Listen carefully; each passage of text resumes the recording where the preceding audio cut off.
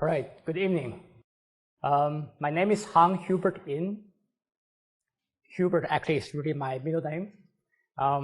It's really great pleasure to be part of this course, to interact with international students here at Tsinghua. So in the next hour and a half, I was hoping to provide a perspective to this anti-COVID campaign. Because in the last almost 3 years, I feel this one thing we can really get around would be this pandemic, right? This COVID-19 disease is just overwhelming. I was hoping to provide, from my perspective, as well as this one from Tsinghua also, as a part of this introductory course to China. So, well, actually, I was working here from the biomedical hall at the northwest corner on campus. I saw this lunar eclipse. Did you guys see that? Tonight definitely is a special time, right? So apparently, like nowadays, people just share everything in the WeChat group. I shared this. I took a picture and shared this in one of my friends' WeChat. And other people send pictures from Guangzhou, from Shanghai, from other places also. We saw this, fast-moving shadow of the Earth moving on the surface of the moon. But apparently in Guangzhou, they didn't see that at all. They just see a bright, cloudy day. So definitely, like from different directions, we have different perspectives. For such an important thing like COVID, I feel to provide our perspective would be at least an interesting topic. And for mine, of course, because I teach at the pharmaceutical science school, I was hoping this also provides some of this with a certain discipline. Let me quick check here, although we don't really have too many students here tonight. So how many of you guys are with science and engineering background? So what discipline? What kind? Industrial engineering. Double E. How about humanities? Double E and? A law school, of course. English literature. God, Shakespeare is my favorite. What about you guys? Social sciences. Interesting. So again, just like watching the moon from Guangzhou and Beijing, I feel people with different background, especially different technical background, would understand certain things from different way.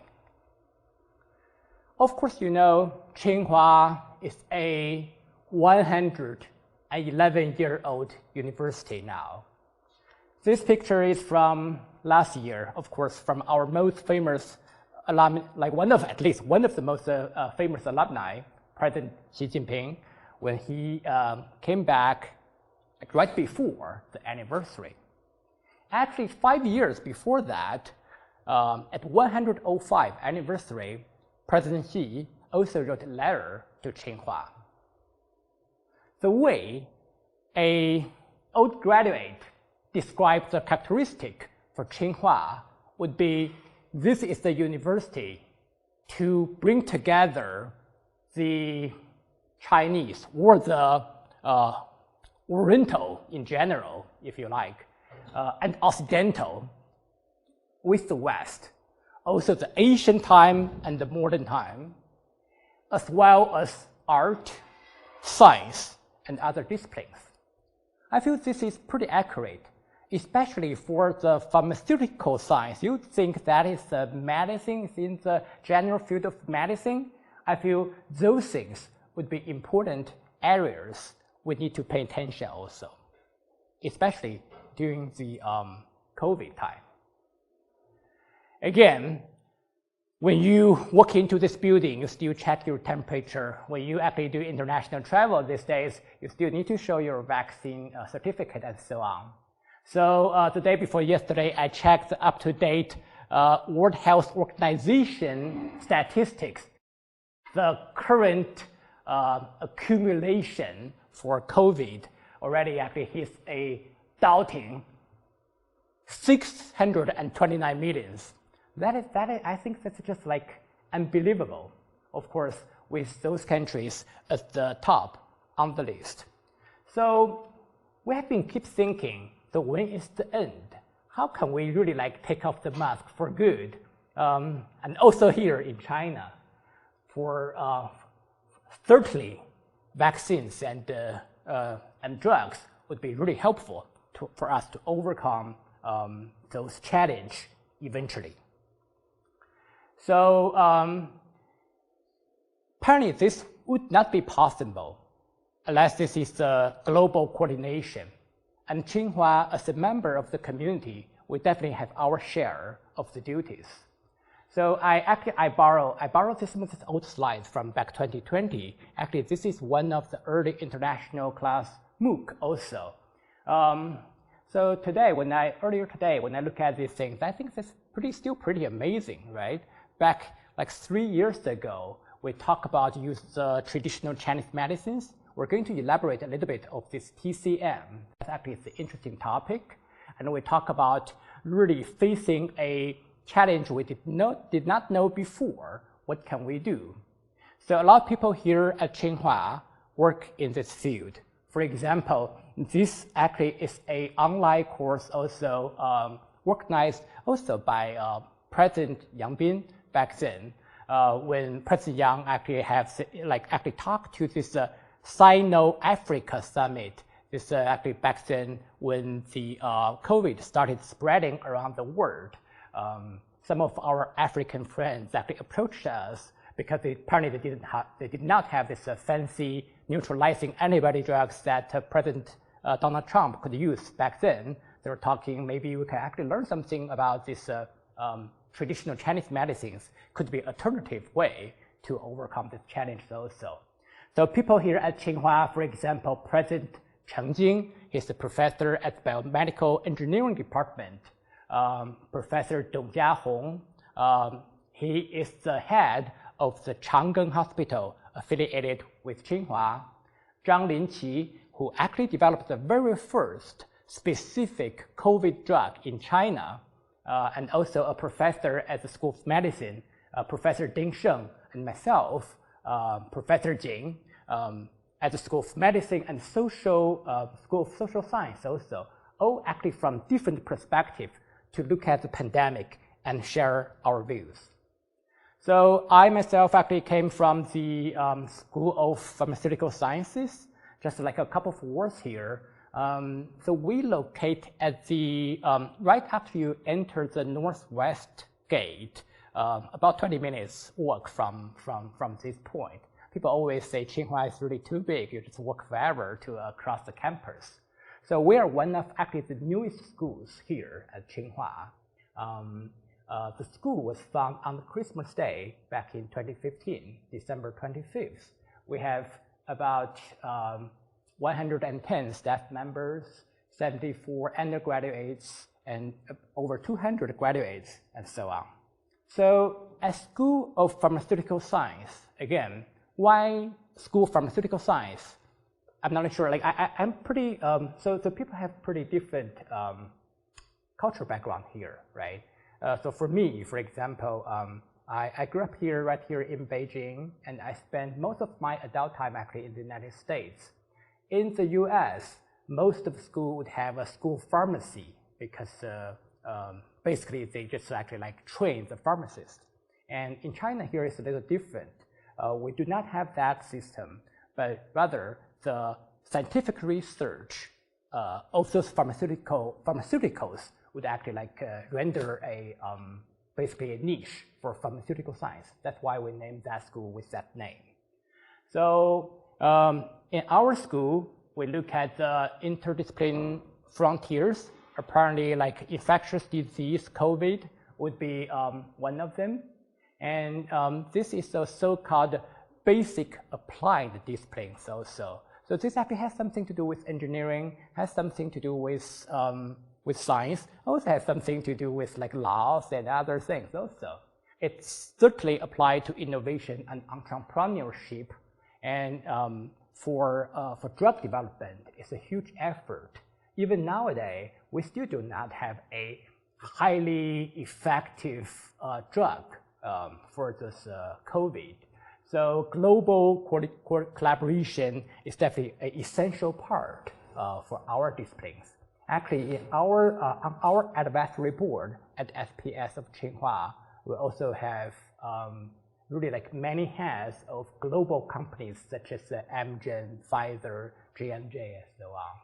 And of course, industry alliance is a critical part and one of the pillars at SPS. So I was thinking about how really like I want to structure this class. Again, this is a rapid evolving field compared to the MOOC lecture I gave 3 years ago. I felt like so many things have changed. I almost could not use any of this previous slide I prepared 3 years ago when COVID just hit. So I was thinking maybe, again, just a perspective from a pharmaceutical scientist, right? One of them, a view. So I was hoping to introduce to you some of these efforts we had here in China, especially also in particular in Tsinghua also, contributing to the global coordination against the disease, particularly in the drug and the vaccine development. And also, say, the last part, I want to actually share with you some of this traditional Chinese medicine. I feel this is a China-specific topic, if you like. All right, so I want to actually have my first pause here. Any questions? Right, let's kick off. So COVID, again, this is one of the words, one of the terms we saw so much in the past 3 years. Many of us got affected more or less by this disease, right? COVID-19. So in Chinese, we would call that 新冠肺炎.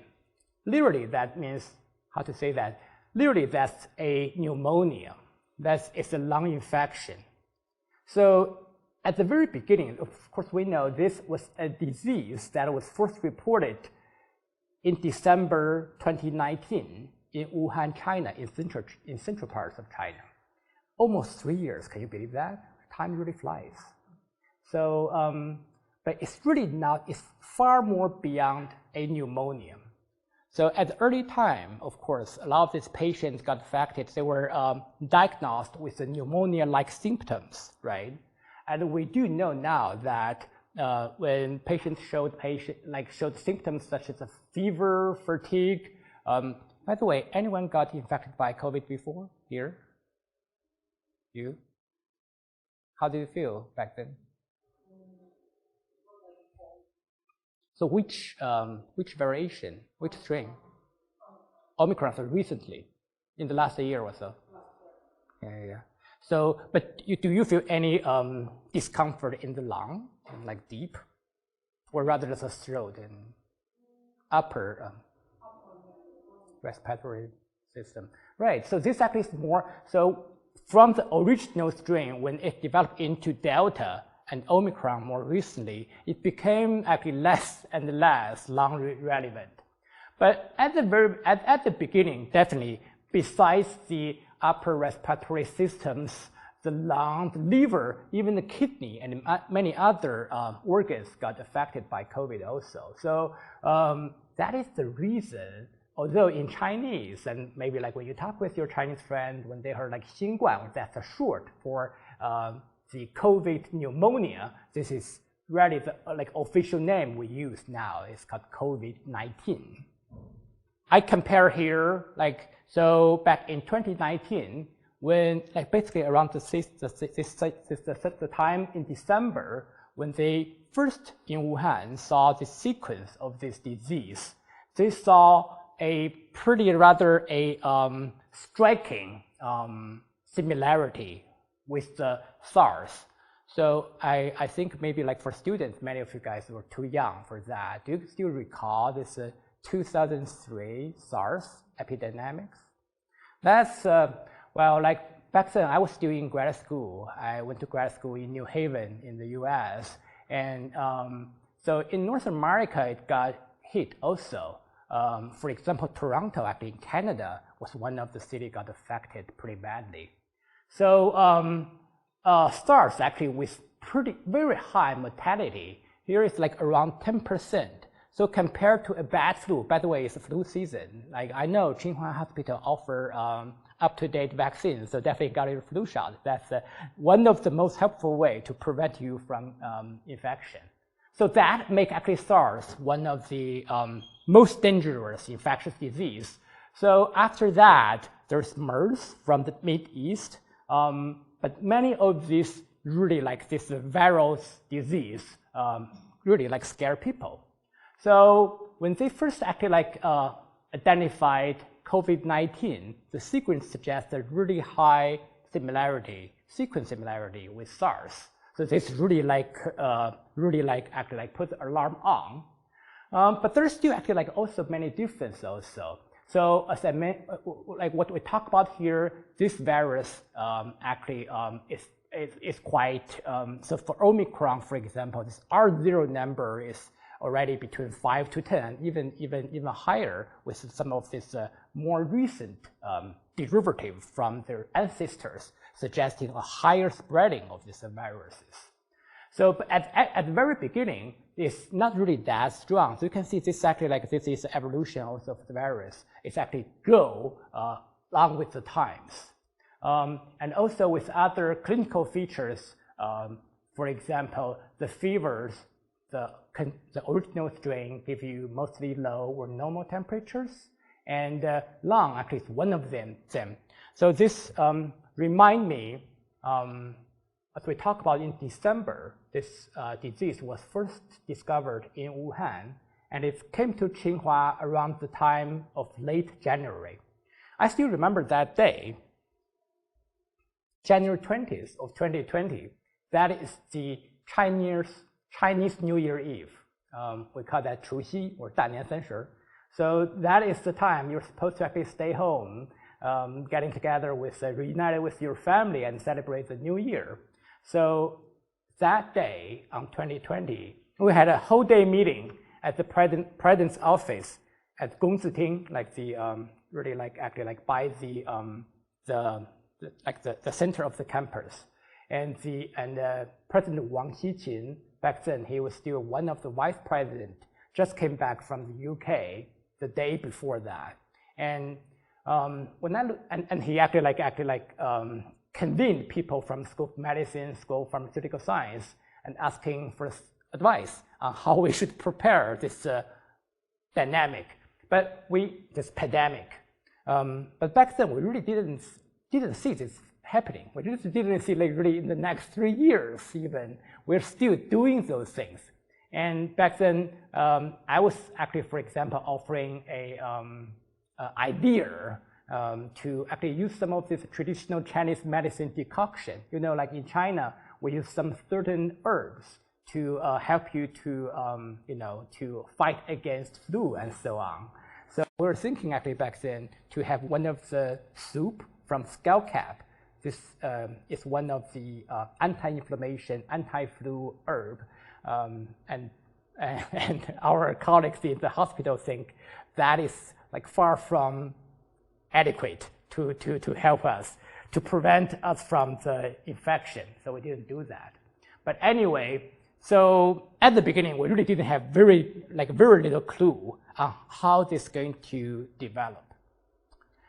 So COVID-19, again, I know actually not anyone, maybe some of you guys online with biology or medical background. So I'll give some general background of this disease, right?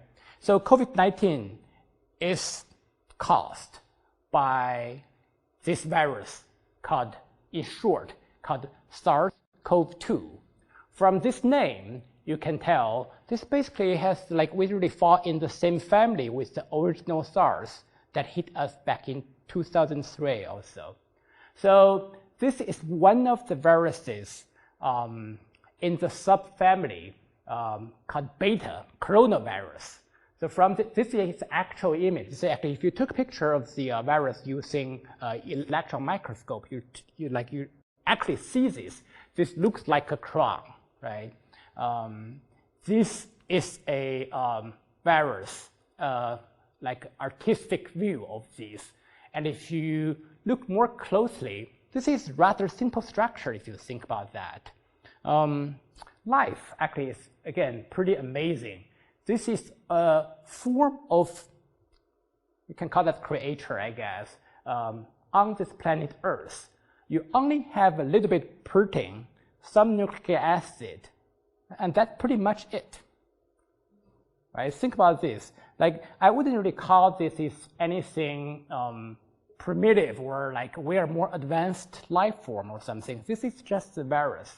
They know how to, they also evolve going through billions of times of evolution. So it's so simple. Only like a few different proteins could be found on this virus. One is called E protein. The other one is called spike protein. It looks like a spike. And this is this is very important in the infection process. And actually in the test, like when you, I'm sure like you did your nucleic acid test today, right? So besides that, they scratch on like in your mouth, and they also do environmental tests. They really like test some of the surface protein. One of the most important one is the S protein. There is also M protein, and there is a N protein also. And basically, this is almost like an envelope to pack some of the nucleic acid. Okay, it's such a simple thing. It's really simple. And how this actually work? Again, this is a very simple assembly, if you will. They really need to hijack the machinery of the host. They need to actually hijack your system to reproduce. And that is the definition for life, right? Life is something that can reproduce itself to actually like produce offspring and so on. So for these viruses, SARS-CoV-2, basically, it needs to get into your cell. And this actually shows, just imagine this is a lung, right? This is a alveolus septal. So upon its entry, it basically got wrapped up by a thing called endosome. We call this a small particle in the cells. And it would release some of this nucleic acid, like RNA, into this. Like we do know, we use nucleic acid to pass the genetic information. This, again, is a quite amazing thing. Each of us, and also in each of your cell, you have exact same copy of DNA, one from your father, one from your mother. Only the limited number of genes really produce like all different cell phenotype, and really give your bone, give your heart, give your neurons. They actually have the exact same genetic information. So the nucleic acid as a genetic information carrier is really efficient. How many, do you guys know how many genes a human, like you or me, we would have? How many different copies of genes? Let's guess. How about 2,000? 20,000? 200,000? 2 million? Good. Let's do a quick test. Who would think we will have 2 million different genes? 200,000? 20,000? 2,000? Okay, I might mislead a little bit. Pretty few, but not that few. We're really actually complex animal, right? So we have about 23,000 different genes. But still, that's pretty amazing. All of different proteins, they were encoded in such a limited number of genes. And this 20,000 different genes actually produce over 1 million different proteins. And these proteins give you hair, give you bone, and give different things.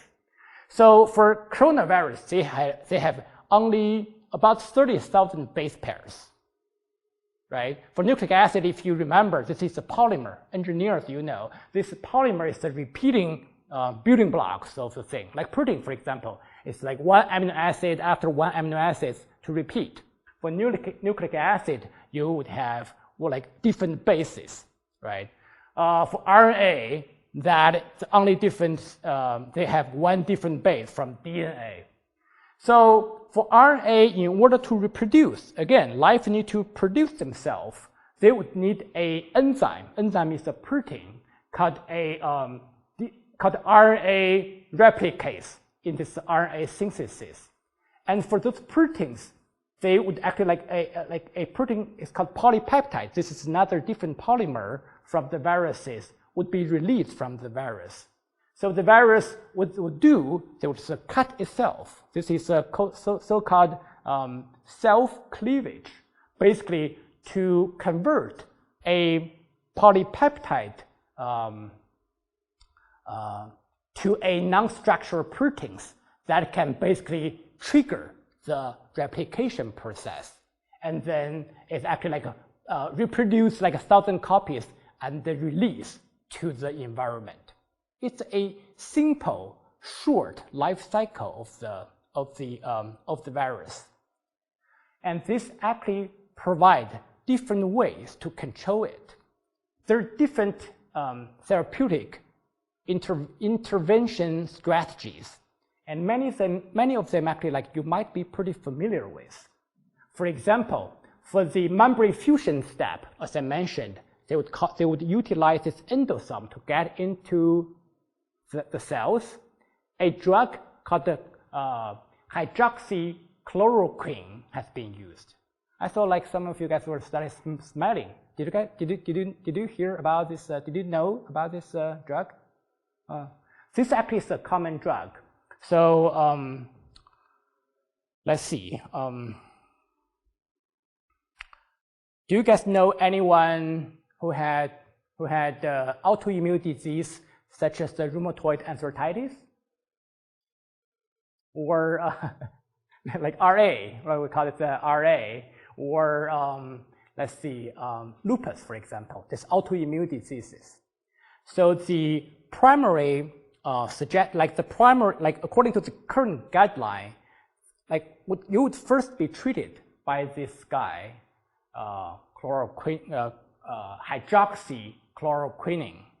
So this actually is originally was developed as an anti-malaria drug. This is an infectious disease drug, right? This was back in like 70 years ago. Actually a compound was identified as anti-malaria. When people in the old time, when people actually travel to Vietnam, for example, or Singapore, they would actually take the chloroquine before they travel to those tropic region. But also back in the 70s, physicians actually discovered when patients take this drug, they would have some release from their rheumatoid arthritis. That is actually a pretty painful disease. If you know anyone actually got this, this is one of the disorders from the immune systems. But interestingly, back then, during the 2020, using the repurposing strategy, people found chloroquine could be one of the drugs to prevent this COVID actually get into cells. Actually, if you actually want to listen back then, former president of the United States, Donald Trump, once actually recommended this particular drug to the public also. And FDA temporarily approved this drug to release some of this COVID-19 symptom. But I don't know, President Trump also recommended other things such as the laundry detergent and the disinfect also. I'm not sure how efficient those strategies would be. And another thing actually is this one called the remdesivir. This actually is the famous one. This actually blocks the RNA-dependent polymerase. I'm going to elaborate this a little bit. Other approach to block this ACE2 receptor. This actually is found your epithelial surface, your skin surface cells. Actually, this spike protein of the virus was recognized by this protein, and they recruit another protein called the TMPRSS. Oh yeah, all of this biological term, it's just they make no sense, right? You don't have to remember this. People actually still do know the function of this protein. This definitely is useful because you found in our body with like over evolution, we actually have those proteins. They must actually serve some function, but we didn't really know the exact function of these. ACE2 has something to do to control your blood pressure. So anyway, these smart viruses hijack the system and get into the cells. So there are drugs also to target S protein ACE2 interactions, as well as other steps, such as the cleavage step. This was catalyzed by a protein called protease. Okay. So all of these efforts were tried before. So a lot of different efforts have been tried. For example, small molecule drugs. That's like, what do we think about the pills, right? When you walk into a drugstore, aspirin and those things, we would call this small molecule drugs. They actually would include antiviral drugs. Those you typically use when you actually first got the infection, and that can really help you to release the symptoms. And biologics, these days more and more large biological molecules such as the proteins, or sometimes the nucleic acid or nucleic acid mimetics or vaccine have been used. We use cell therapies also from different types of the cells, immune cells, for example. Gene therapy is also actually like cutting edge technologies, but still now there's no one in trials. And also medical device, you heard about this name ECMO for the serious patients affected by COVID.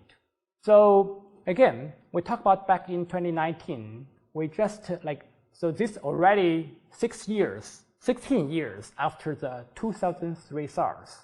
And people got really like panicking, already like almost 16 years passed without major pandemics. So the drug development process actually is a long, very costly, and usually very costly procedure. By average, you need about 10 years to develop one single drug. And this actually involves screening of millions of different compounds and multi-stage in clinical trials. In China, it's the same thing with the European and American standard. We usually go 3 different phases of clinical trials. The first phase pretty much focuses on the safety. We would test a drug first in healthy volunteers, and the second one would actually test the efficacy. And then the third one would be a larger scale test to test the efficacy in patients. So this would take a long time, and apparently like in early 2020, we did not have that time to wait forever for the drug. So one of the quick ones would be repurposing, such as the hydroxyquinoline, for example, I just mentioned to you, right? Although this is an anti-malaria drug, although these days it has been widely used as an autoimmune disease drug, but if that actually could work against COVID, why not? People have been using this for many, many different years, so the safety has been confirmed at least. So there is other things called, for example, off-label use, meaning you use this as not something actually on the label you found on this bottle of your drug. This is actually like pretty common also. People take aspirin, for example. Aspirin is one of these miracle drug. Have so many different functions. It helps to reduce your coagulation. Of course, it kills fever and many other things. And of course, for mid or to long term, still we definitely need better efficacy and safety, different mechanism, and so on. Those new drugs to overcome. For the sake of time, I'll just skip a couple of slides here. This actually described at the early stage, really like rapidly. This actually like a showcase the global coordination around the world. Today, actually, I was checking. There's still like numerous clinical trial drug development projects ongoing 3 years into this pandemics. From countries like, you can exactly like find some of these names, Ukraine, Greece, Cyprus. They have their independent drug development project. That's pretty impressive. Again, this is a very costly process, and many different countries actually like work together on the drug development. I want to mention a few different things, again, just as a general background introduction. This could be like one of the early star, if you will, for anti-COVID drugs. This one is called Remdesivir. In China, back in 2020, a lot of people know this. Of course, this is a very, it almost sounds like a tongue twister in English to pronounce that. In China, we would call that 人民的希望. I know it's kind of hard to actually make a comparison here, right? Remdesivir, and this sounds like people's hope, and the actual pronunciation sounds a little bit. So again, 2020, we did not have any drugs.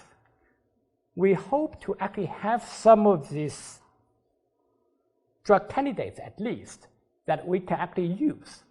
So one of the things, though, for different viruses, they use similar mechanism to infect their host. Remember, the viruses are really simple, right? Just some S protein and some E proteins. So they also use similar machinery to produce themselves. For antiviral drugs, the challenge is to overcome the mutations, because viruses really, for each generation, they really take really short time. So Omicron, for example, they really involve simple mutations on the S protein, but it actually makes the viruses so much more infectious. This is just amazing.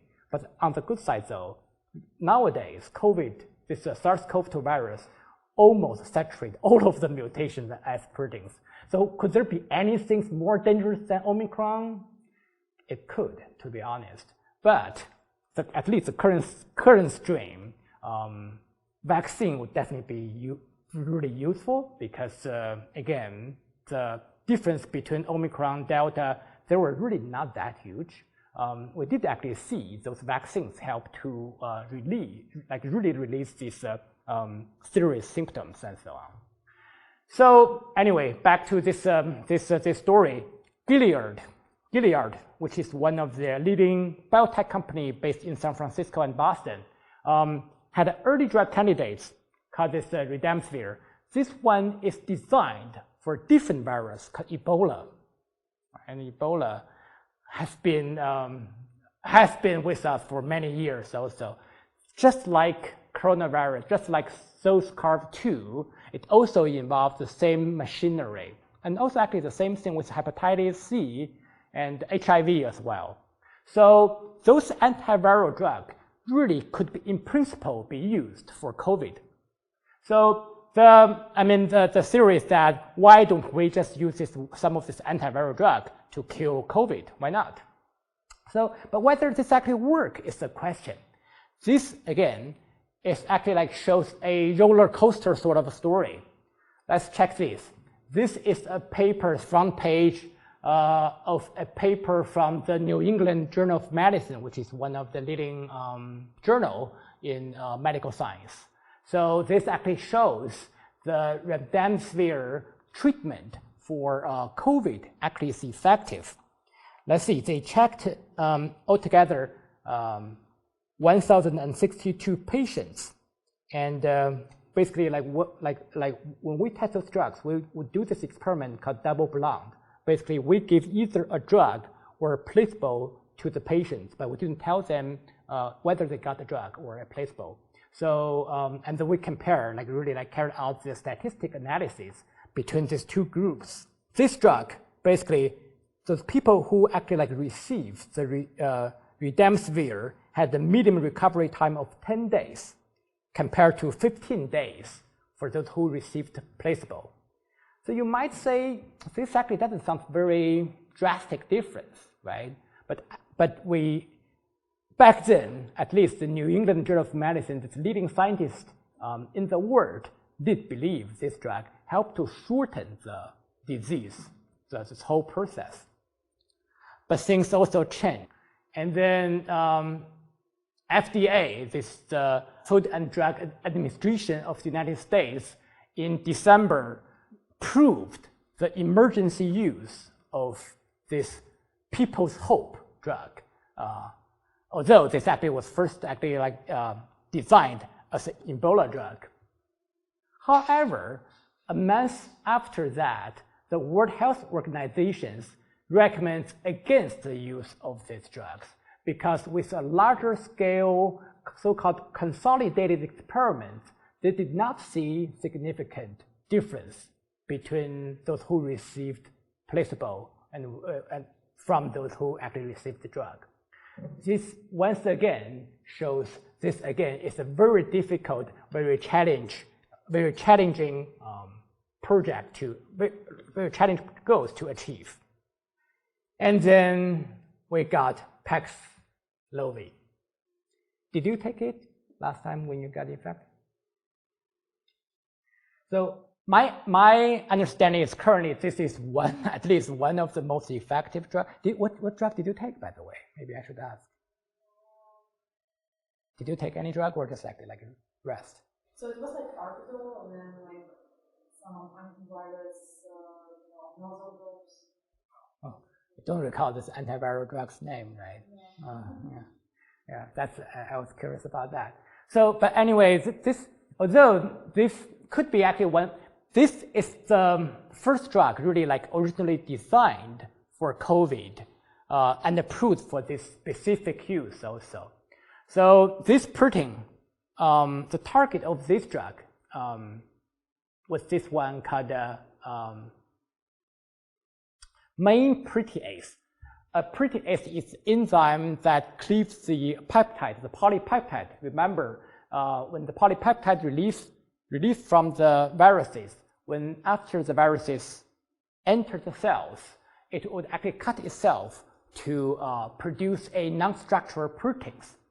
And this main protease, or aka 3CL, in short we call this a 3C sometimes, would be a major strategy because if you cut this process, viruses would stop to reproduce itself. So in the spring of 2020, the global company Pfizer actually started actually like this process to design a drug against this enzyme. The strategy actually is pretty simple, right? I'm not sure in engineering and other field you guys use the same thing also. In drugs, sometimes we use something like almost like a decoy. Basically, enzyme is a catalyst to convert something to a different form. And if you actually make a mimic of the substrate, we call it substrate, we would actually block this catalyst and stop its function. If it's okay with you guys, I would just continue and we would just actually have this 90 minutes class. Okay, come back to this. So this drug actually is two different species packed under the same code, in the same package. One of the chemical is this one called nirmatrelvir. So all of this antivirus drug with this VIR at the end. If you saw this, you know this is the drug and that actually target the virus. And this is the reason we use the brand name also because people can never remember those chemical names. This one would be called Paxlovid. So this particular drug is one of those to target this 3C protease. And then it was also co-administered with ritonavir. That is just basically to slow down, to help its metabolism, to actually help the so-called pharmacological dynamics.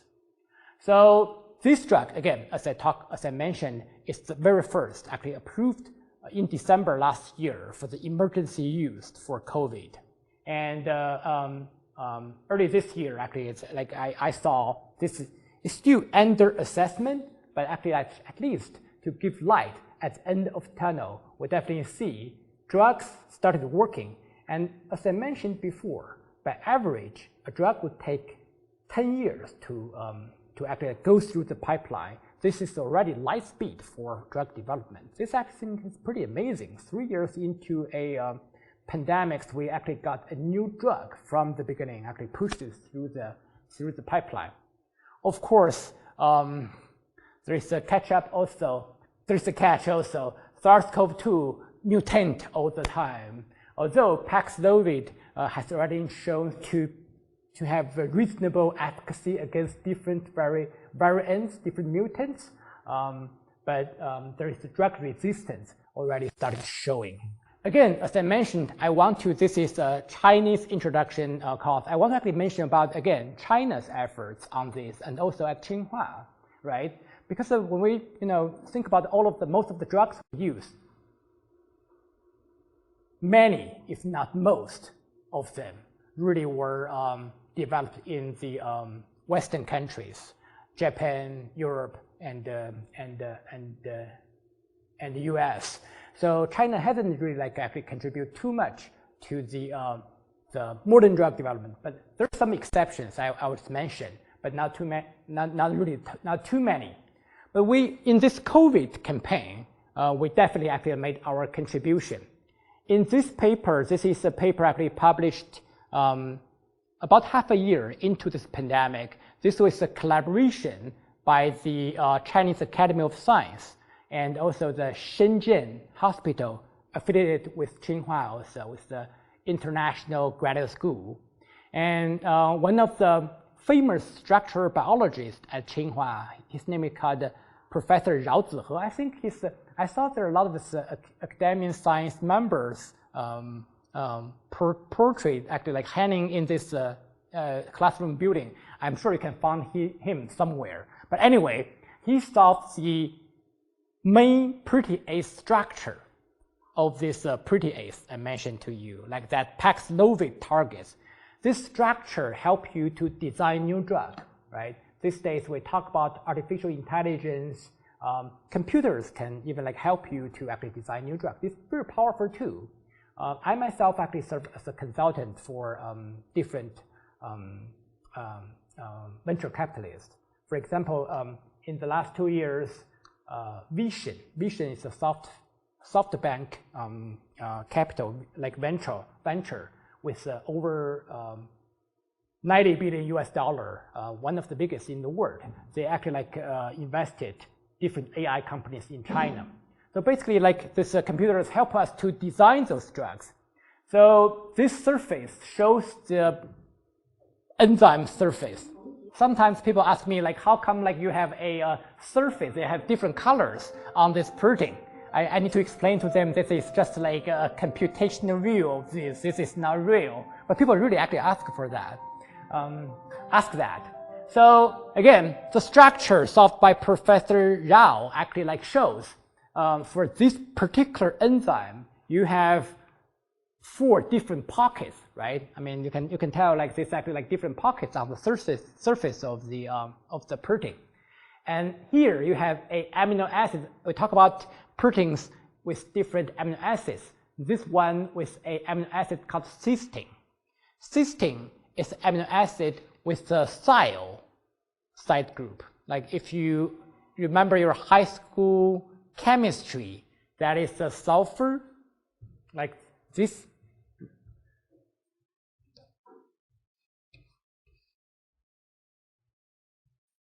Okay, just like this one, if you remember your chemistry. But anyway, it doesn't matter if you do not. This actually is the active side, okay? This one is chemically reactive. So what you do, you would actually try to interact with this particular, this is again still pretty amazing, right? This is at the atomic resolution. Although we actually show this on the screen and the computer screen, it's just actually what we saw with atomic resolution of this protein surface.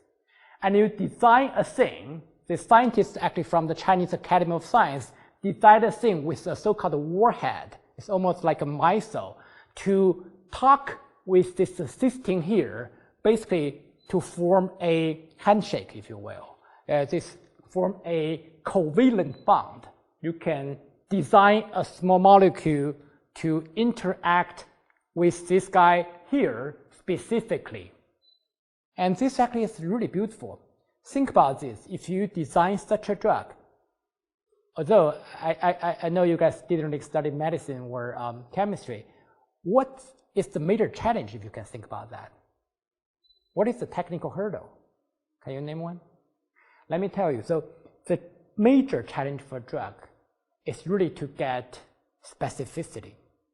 So for protease or an enzyme like that, it catalyzes many similar processes in your body.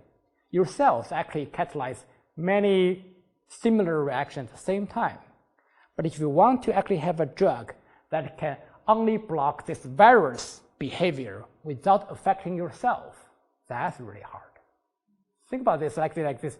All of this we only have 20 different amino acids, right? Many of these amino acids actually include cysteines. So to design a thing that can only really stop the virus, it's really hard. So these people actually of course, published their paper in Science back to 2020 and utilize this warhead to talk with this S1 prime pocket. And this one can only kill the coronavirus, but not human. This actually is, again, quite impressive. This drug, to the best of my knowledge, is already in clinical phase 2. This actually is also hard because for clinical trials, you need to test the drug in many different patients. And as you guys probably know, after 2020 until early this year, there were really not that many patients got affected with COVID in China. So they really need to do those clinical trials in some foreign countries and make this actually drug development even more challenging. Other things, this is another paper published by a research group based in Chengdu in southwest China. It's actually a famous medical school also called Huaxi. This also actually is a medical school with over 100 years history. So their strategy is similar to utilize a warhead interacting with the similar S1 prime pocket. Again, this is based so-called on rational design to design small molecules. And in this paper, it's also published in the Journal of Science, they showed this actually work in vivo. So we call in vivo means something in life. So they actually test this compound in mice. So this actually compared to the control compounds, you can see actually this the top row were with actually the lung cells, the alveolar septum. And for each of this box, you have a zoom in, have a close-up view of this. So you give this drug either as an oral drug or actually IP. IP is the injection. You basically put this inject this under to your belly, and you can definitely see compared to the control where the thickening was released. So again, I want to say all of this is still actually at early stage, but again, compared to the conventional method, using the cutting-edge, state-of-the-art technology such as artificial intelligence, we already shortened the drug development process from almost 10 years to 2-3 years. So those drugs already in mid to late stage of clinical trials. And again, this would not be even possible. This was it's still pretty incredible. Compared to 20 years ago in China, we would not have that capacity. And we actually with this pandemic, we actually could do that. To me, I feel that's pretty impressive. And we also tested some new strategies also. I would just actually quickly, for the sake of time, I will just go through really quickly. So our immune system actually is very interesting. We have, you take the vaccine, right? And this so-called adaptive immunity. You got this antibody to fight against the pathogen. You were also born with something called innate immunity. Basically, when you were born, you have this protection. So for the innate immunity, the major thing is called toll-like receptor. Any of you guys speak German here? Good. So when I talk about toll-like receptor, people always ask me the question, why is it's called toll-like receptor?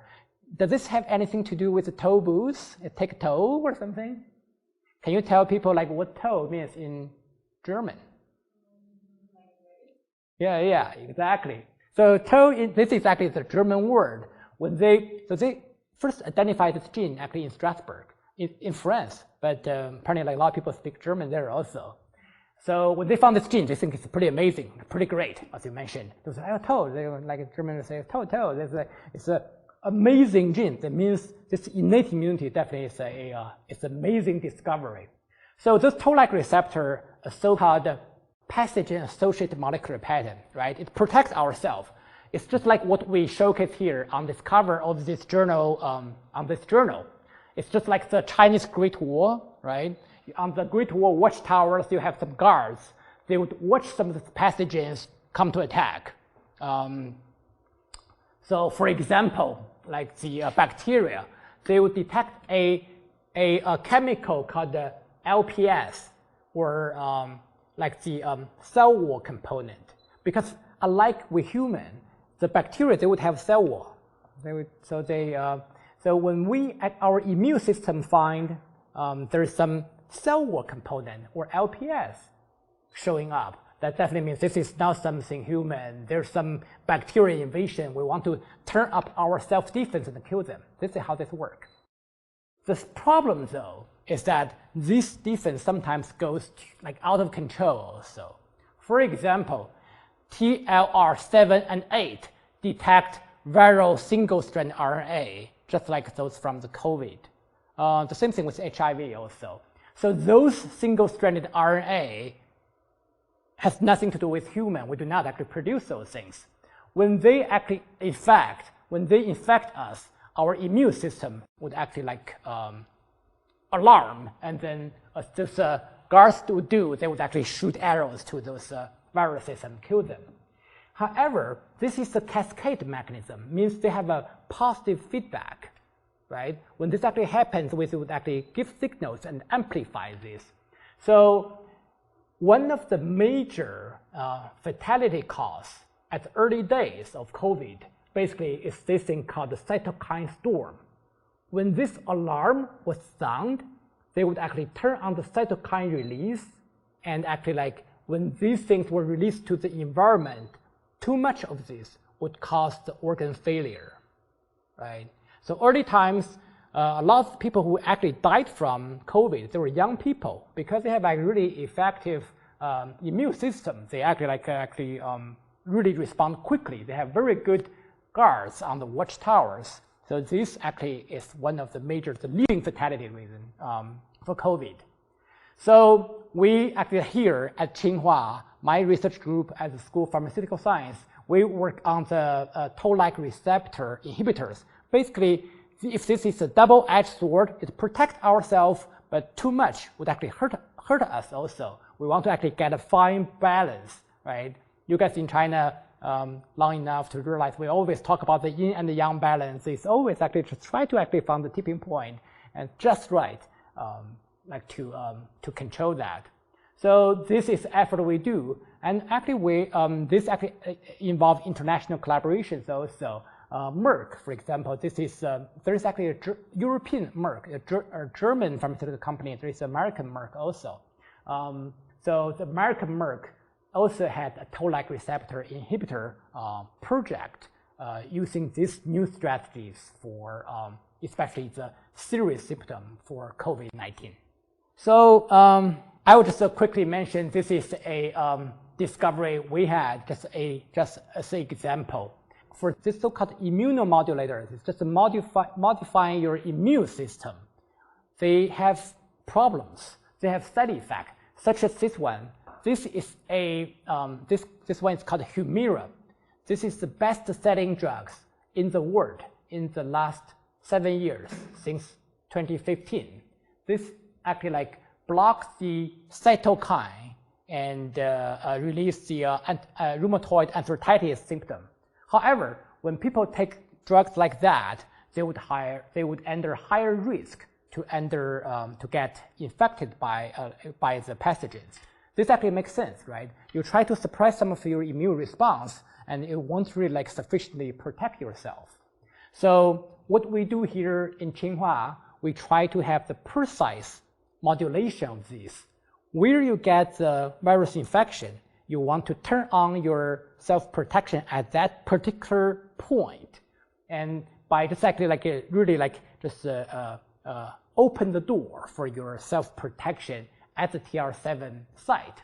The mechanism is rather complex. I would not actually elaborate too much here, but again, this is one of the examples we're trying innovative approach to attack drugs also.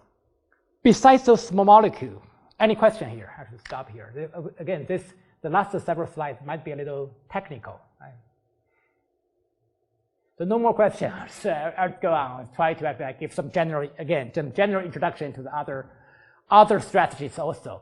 One of them is called neutralizing antibody. As we talk about our immune system, besides those innate immunity, we also have adaptive immunity, meaning you have alien things. You see alien things, such as the single-stranded RNA, such as those cell wall component. You would actually, like your immune system would actually produce antibodies to neutralize them. So if you can think about, compared to the small molecules, this actually involves much bigger molecules such as proteins. Okay, so this work is from a collaboration between Professor Zhang Linqi and Wang Xinquan, both of them from the medical school. They actually shows the ACE2. If you remember, this is the protein SARS-CoV-2 need to recognize before the virus can get into the cells, right? So you can think about the strategy to design a protein, basically blocks this, basically to shield this protein from the virus success. So by doing that, you can also block the virus get into the cells. So this strategy is called neutralizing antibodies. As you remember, back to 2020, actually President Donald Trump actually got affected with early COVID, and back then there were basically no drugs available. Paxlovid was still not available back then. So unlike the hydroxychloroquine and the laundry detergent he actually recommended, he actually took those, he used this neutralizing antibodies. But the problem with those approaches is this is actually pretty expensive. And they use actually like antibody cocktails for the management of the symptoms. So last year, Professor Zhang actually was successful to push this through. This again is the first specific drug. Okay, this is a therapeutic. It's not a vaccine. This is therapeutic to treat COVID. Although, of course, those drugs actually are helpful, but they may not actually cure all the time. In medicine, we always talk about we only cure sometimes, but we want to actually help relieve often, and we want to comfort all the time. This is actually the practice we do. But by developing the very first neutralizing antibody at Tsinghua, we actually have this neutralizing antibody approach. So a couple of months ago, I heard from our colleague, President Zheng Rong, who is overseeing all of the research at Tsinghua. This already actually actually been used in the clinical practice in China here also. There are other technology used. For the sake of time, I'll just skip. Another thing, quick thing, is the test. These three young guys, these people look like students themselves also, but they're actually like three young faculty members at School of Pharmaceutical Science and School of Medicine. They actually like detect, they have like almost like a nucleic acid test you did, like sometimes today. They actually developed a device. You can carry out this nucleic acid test at home. I want to mention here that this actually was designed by the, this is School of Art, right? Like the School of Art and Design at Tsinghua also. So they actually use the Tsinghua's color purple as this box. And this actually, if you guys go to the museum, the artistic museum, this box already became a one of the things they exhibit at the museum also. This apparently has the patent and actually carries the Tsinghua flavor. I think I gave like enough specific questions. specific examples of this drug development. One of the last part of this, to wrap this up, I want to actually have some statistics. We have already many different approach for drug development for COVID and also for vaccines. Vaccines is something, there are numerous vaccines being and still under development around the world. They have different doses. They have different administration strategies.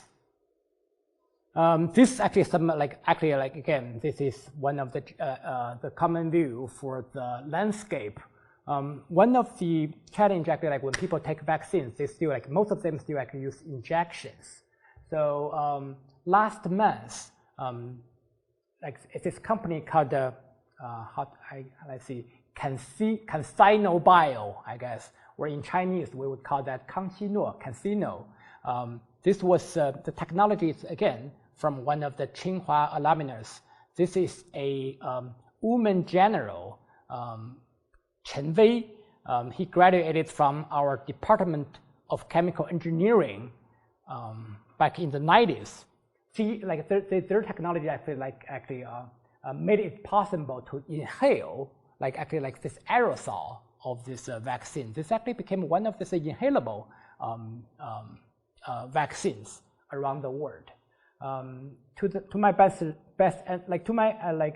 knowledge, they're also there are also other efforts to have the inhalable fibrosis, because the lung fibrosis is one of the damage actually this COVID would actually cause to the lung, and this actually was for the fibrosis repair mechanism as well.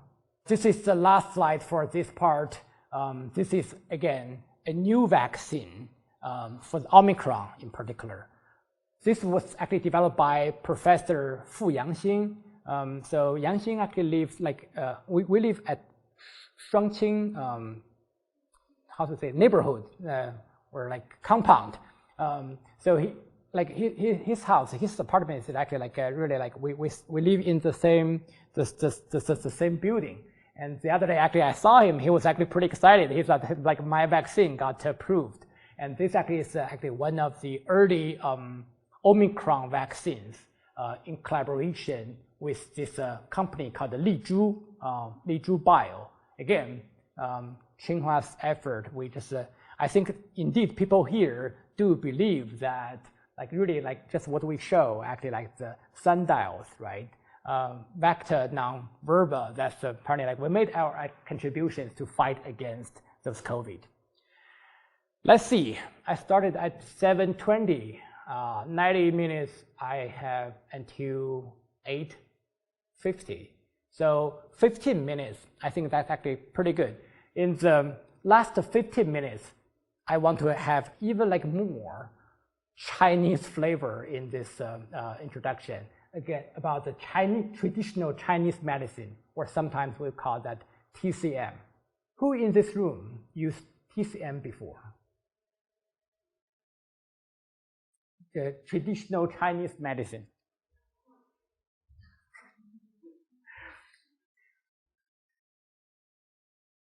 Anyone else? You guys? No? So what traditional Chinese medicine?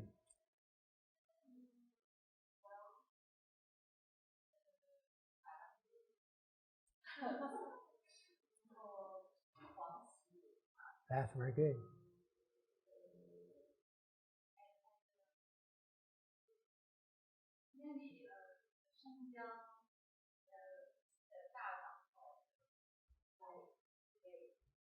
Yeah. A lot of these things actually she just mentioned actually were also could be regarded as food also. For example, ginger. Ginger could be used as a medicine, was herb medicine. So this actually is interesting, although people have different opinions about this also.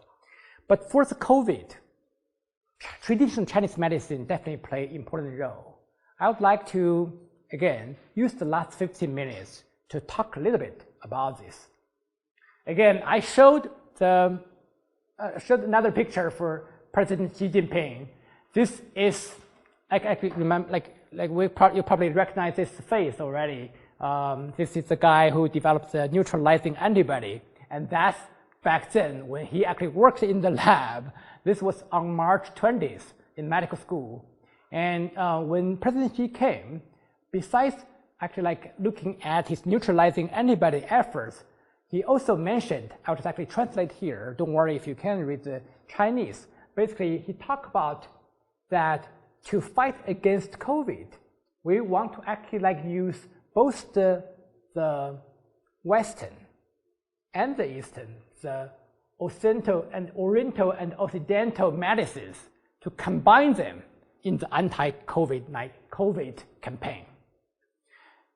Traditional Chinese medicine, many of them, actually we heard many of these names, also has really long history.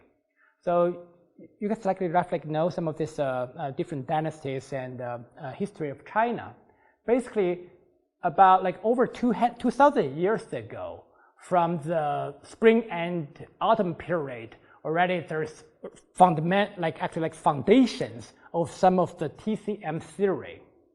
And when over the thousand years, people really have been using different herbs to treat different disease.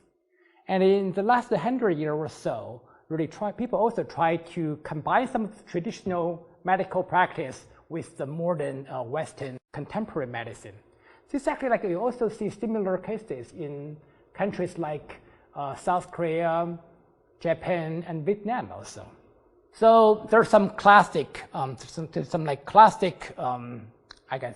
classics of transmemory, for traditional Chinese medicine. If I want to actually mention one of them, probably this one. This is a book actually written by a guy from the Ming Dynasty. This is over 500 or 600 years ago. This roughly could be translated into Compendium of Materia Medica. Basically, they describe over about 20,000 different herbs and then their use, and they actually try to use the yin-yang theory to describe it and so on. So I want to be honest to you. This actually is still under heat debate. People have different opinions about traditional Chinese medicines. Many people think the theory of the traditional Chinese medicine theory does not fit the current, really contemporary science. How do we explain this? So I would like to act here in Tsinghua, this is an interesting topic also, because Tsinghua has our tradition in engineering. Like yesterday, I talked with a guy from chemical engineering department. I found that engineers actually like to describe things in this way. They try to look at things using actually a systemic approach. And we actually in biology, we like to use the reductionism, if you will. Basically, we will try to simplify with the model, right? We test a compound, we test a drug, we use these animal models. Of course, we didn't really try to cure the disease in mice or in rats, but rather this is a model system. But in a lot of different engineering systems, you want to actually look at the overall pictures. Sometimes I found maybe this could be a linkage between these two also. So in China, or in general, in the Oriental medicines, we would call this is a treatment for individuals. And for the Western medicines, it's more like a treatment for disease. So maybe there could be an alternative to actually combine these two, really actually, again, eventually you want to reach happiness and health, right? This is actually the efficacy. So, but of course, for infectious disease, this is something herbal medicine or some of this, we call this alternative approach could be particularly good at. Why is that? Because think about this. Really, for infectious disease, you have some pathogens, right? You have this bacteria, where you have these viruses. Those actually are the pathogens. But really, in nature, a lot of this natural product you found in this herb, different kind of plants, really it's a natural way to fight against those pathogens. basically your biological system develops those things to protect yourself and really prevent those bacteria or viruses to kill their host. So it makes sense. Those sources actually provide a good source for this for infectious disease. Of course, China also is actually among the early countries to use vaccinations also. For example, the human pox is really likely to so much earlier than the cowpox for the smallpox viruses. This is apparently one of the viruses we completely already get rid of. One of the really impressive success in the human anti-infectious disease history. So another good example, of course, is from 2UU also. This is the first scientific Nobel Prize China received for the work basically conducted in China. So Tu actually received the 2015 Nobel Prize in Physiology or Medicine for her discovery back in late 60s and early 70s for artemisinin. This is a anti-malaria drug that really saved millions of people's life. So this is those actually could be good examples. So for artemisinin, actually, it's so she talked about the story. She actually reads some of these traditional Chinese classics, suggesting this is the plant that helped to actually fight against malaria. And using a chemical solvent called ether, her team extracted those chemicals from this natural source and then come up with this drug. There are other examples also. Arsenic is a poison, right? People actually have been used this actually across the world to as a poison. It's a toxic agent. But also for leukemia or the blood cancer, leukemia actually is a very effective therapeutics.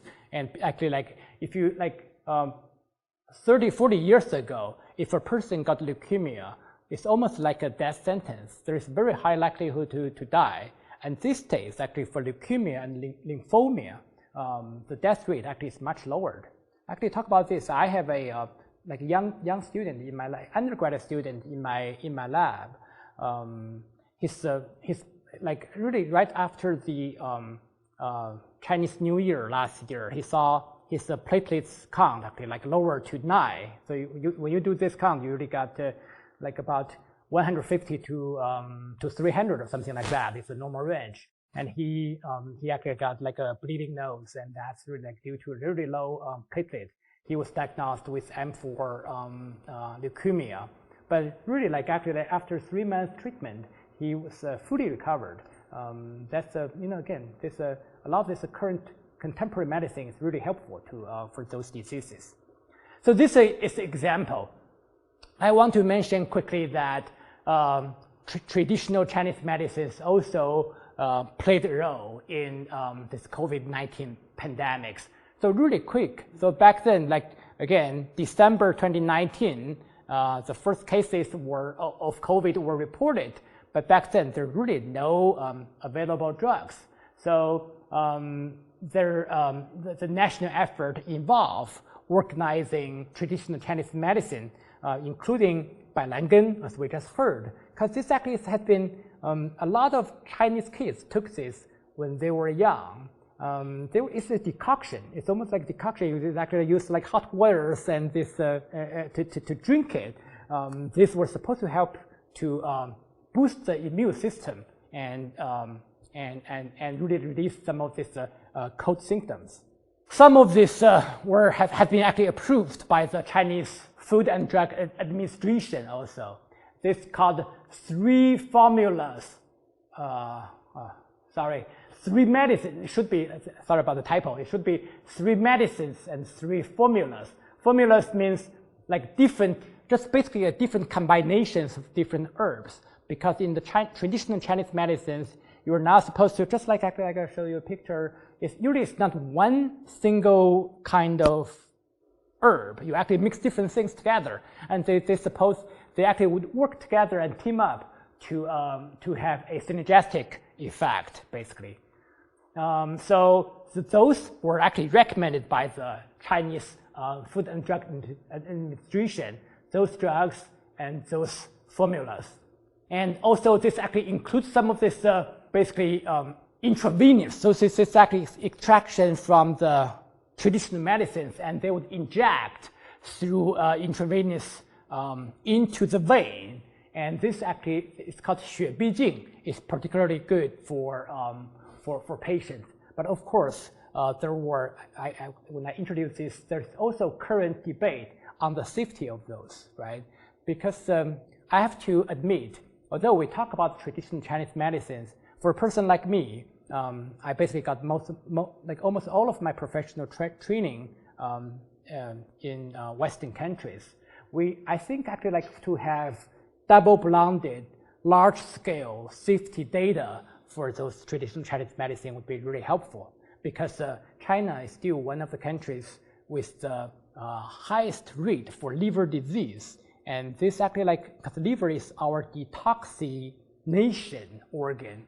And young kids take some of this medicine without sufficient safety data could be one of the leading causes of this. Of course, with emergency needs, emergency use under a pandemic situation, I think this is something acceptable. But for long-term and chronic use, we definitely do need large-scale, double-blinded scientific evaluation for such traditional Chinese medicines.